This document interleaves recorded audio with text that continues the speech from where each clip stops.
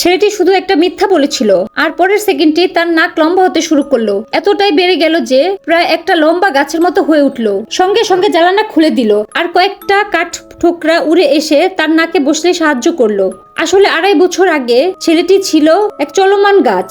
কাঠঠোকরা হঠাৎ তাকে আবিষ্কার করে এবং রাতে তার কাঠের দেহ খোদাই করে মানুষের মতো আকার দেয়। যখন সে নিজের হাতে তার শিল্পকর্ম স্পর্শ করে তখন অবাক হয়ে দেখলো কাঠঠোকরাটির হৃদস্পন্দন রয়েছে। তার দিকে তাকাতেই সে এত লম্বা হয়ে উঠলো যে লাফাতে পারত।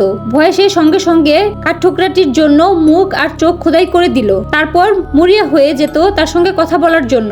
অপ্রত্যাশিতভাবে কাঠঠোকরাটি মুখ খুলে বাবাকে ডাকলো আর বুড়ো কাঠঠোকরা অবাক হয়ে গেল। আসলে সে জীবনে কখনো বাবা হয়নি, তাই এতটাই খুশি হলো যে সঙ্গে সঙ্গে এরপর তাকে আত্মবিশ্বাসের সঙ্গে হাঁটতে শেখাতে লাগলো।